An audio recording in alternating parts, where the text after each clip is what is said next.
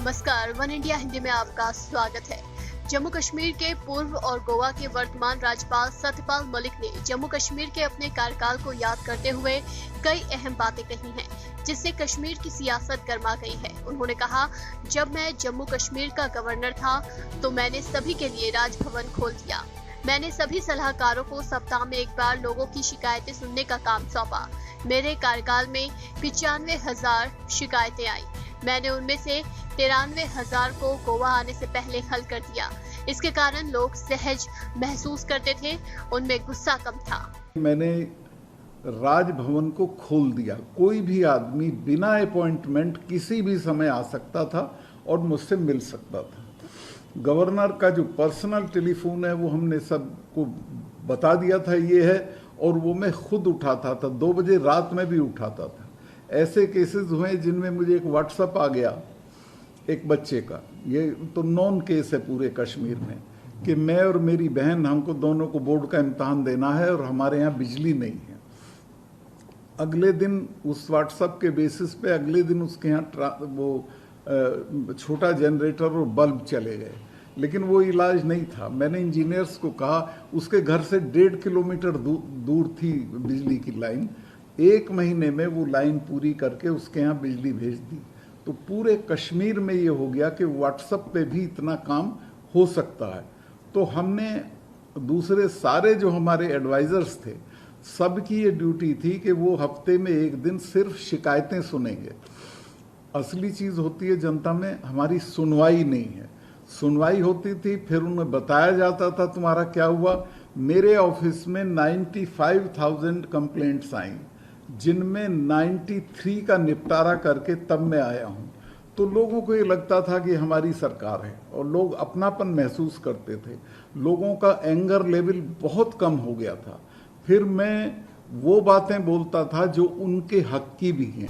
वहीं उन्होंने उमर अब्दुल्ला और महबूबा मुफ्ती पर सनसनीखेज आरोप भी लगाए। सत्यपाल मलिक ने बताया कि इन दोनों नेताओं ने पाकिस्तान के दबाव में पंचायत चुनाव में हिस्सा लेने से मना कर दिया था। पंचायत चुनाव को लेकर उन्होंने कहा था कि प्रधानमंत्री नरेंद्र मोदी ने कहा था कि हम जम्मू कश्मीर में पंचायत चुनाव कराना चाहते हैं। मैं प्रोटोकॉल तोड़कर उमर अब्दुल्ला और महबूबा मुफ्ती के आवास पर गया। उन्होंने पाकिस्तान के दबाव में इसमें हिस्सा लेने से मना कर दिया। आतंकियों ने भी धमकी दी थी, लेकिन चुनाव सफलतापूर्वक कराए गए। पीएम ने लाल किले से बोल दिया था कि हम पंचायत के चुनाव कराएंगे। जब मैं वहां गया, इन पार्टियों के, मैं प्रोटोकॉल तोड़ के उमर के घर और महबूबा के घर गया और मैंने कहा कि ये हमारे लिए नहीं है चुनाव, बल्कि इन्होंने अपने उमर के जो फादर हैं फारूक अब्दुल्ला साहब, उन्होंने पब्लिक मीटिंग में कहा कि ये हमारे लिए हैं।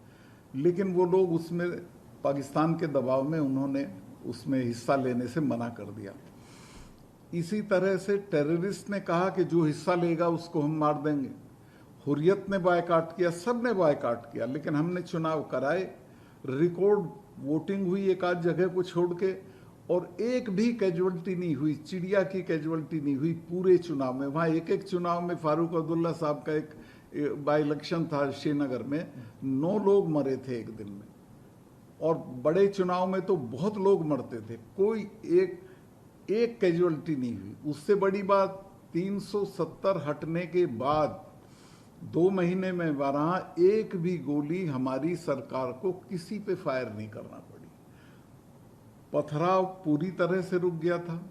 नई भर्ती टेररिस्टों की पूरी तरह रुक गई थी। श्रीनगर शहर के तो आसपास टेररिस्ट आता हुआ डरता था।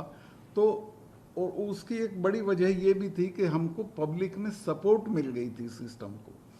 लोगों को लगा था कि प्रधानमंत्री तुम्हारे हक के आदमी हैं, तुम्हारे हक में काम कर रहे हैं, तुम्हारा फायदा होगा, तुम झगड़ा मत करो। वहीं सत्यपाल मलिक के इस बयान पर जम्मू कश्मीर के पूर्व मुख्यमंत्री उमर अब्दुल्ला भड़क गए।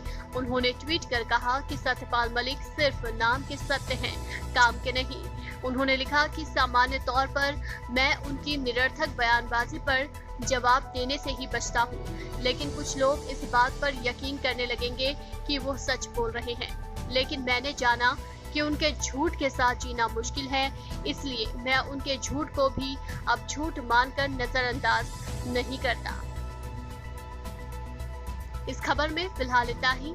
तमाम अपडेट्स के लिए बने रहिए वन इंडिया के साथ।